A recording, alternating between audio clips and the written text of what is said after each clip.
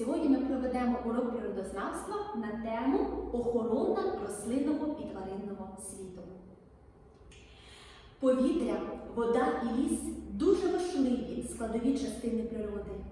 Вони начебто уклали угоду між собою про дружбу і взаємодопомогу.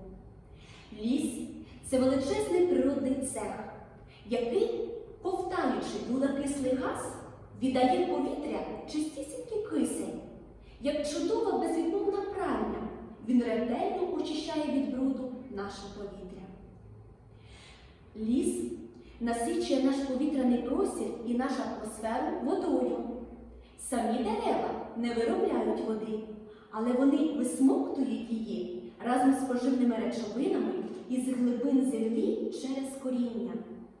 Поживні речовини рослини забирають собі, а вода випаровується з листя і повертається дощами в землю.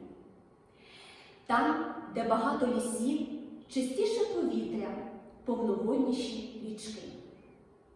Ліс – це зелена аптека, де є чудові лікарські рослини.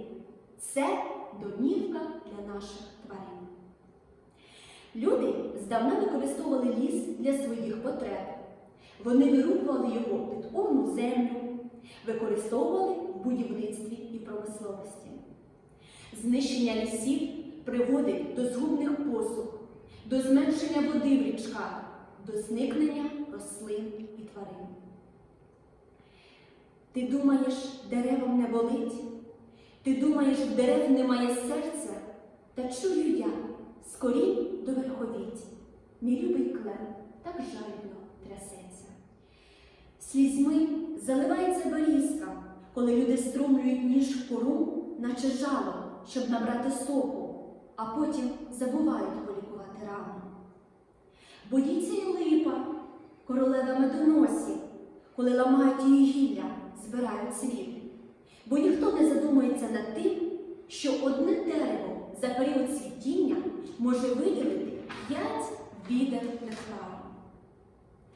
Тремтить і кожен листочок ліщини, коли людина безжально нахиляє її гілля, щоб зірвати горіхи. З розвитком науково-технічного прогресу значно змінилися умови життя наших тварин. Їм страшно, коли вирубують ліси, коли загаращують відходами водойми, забруднюють повітря.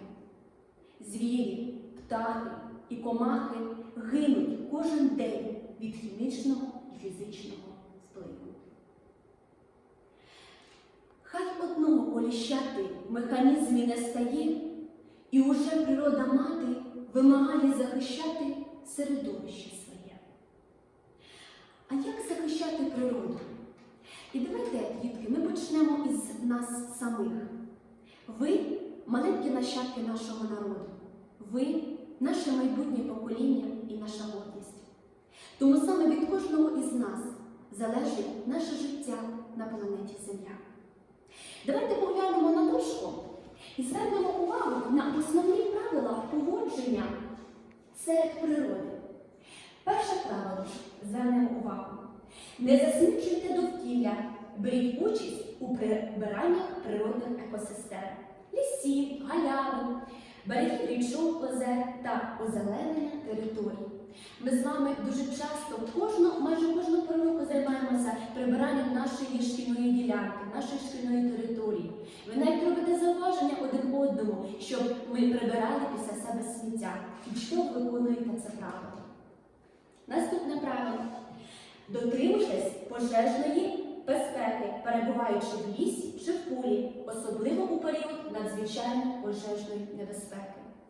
Кожна дитина і кожен дорослий знає, що в лісі і в полі не можна користуватися сірниками, адже це може призвести до великої небезпеки. Наступне правило. Зустрівши, наприклад, у лісі дитинча тварини або пташеня, не поспішайте брати його до рук. Більше того, не забирайте з собою додому. Ось уявіть, наприклад, до вашої квартири або до будинку приходить чужа людина і забирає вас від власного помешкання і від батьків. Як ви будете себе почувати? Подумайте, ось так і будуть почуватися наші маленькі мешканці лісу. Наступне правило.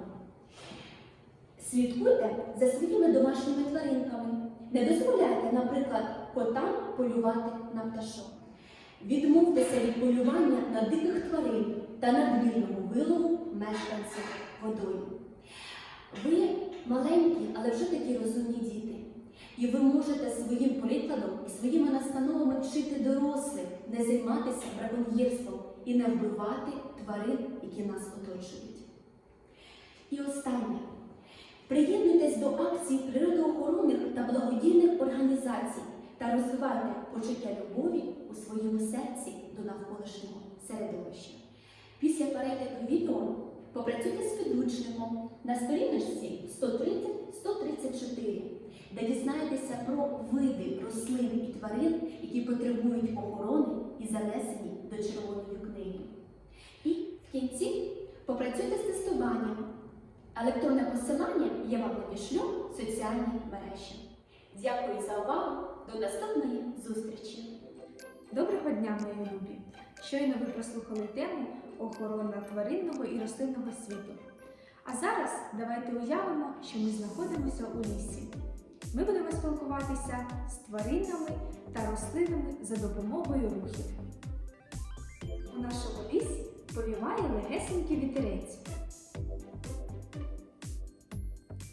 Уявляємо вісімку у повітрі і малюємо її ручками.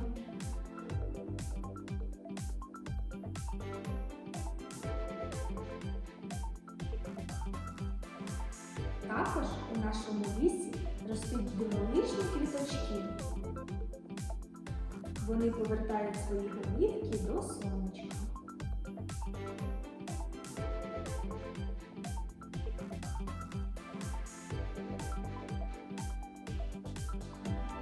Ще у нашому лісі хлюпочеться річечка.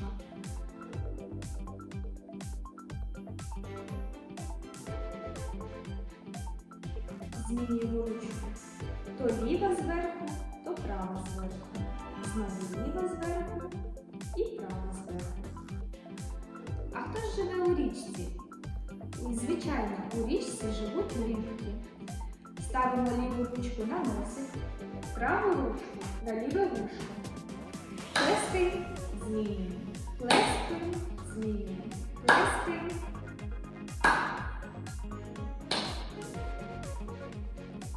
Спробуємо швидше.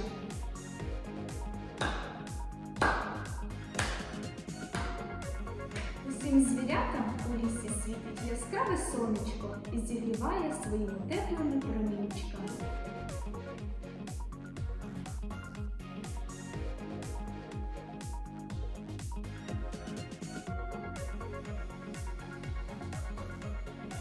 Зігріває зайчика.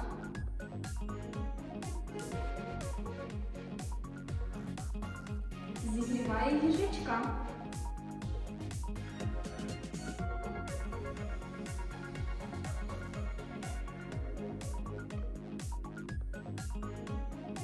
А ще білочку, яка дуже полюбляє гризти горішки. Маленькі.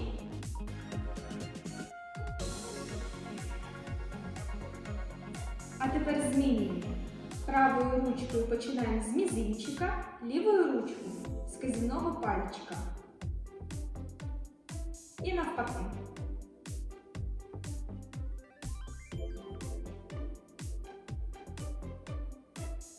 А тепер великі.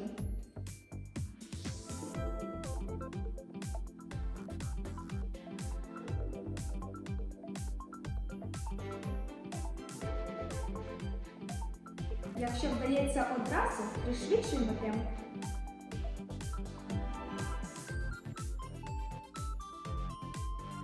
Молодці! Ось ми і привіталися з лісом та його мешканцями за допомогою кінезіологічних вправ. Рекомендую вам виконувати ці вправи щодня. І тоді у вас покращиться увага, пам'ять, мислення та мовлення. Адже відомо, що права рука відповідає за ліву півкулю, а ліва рука відповідає за праву півкулю.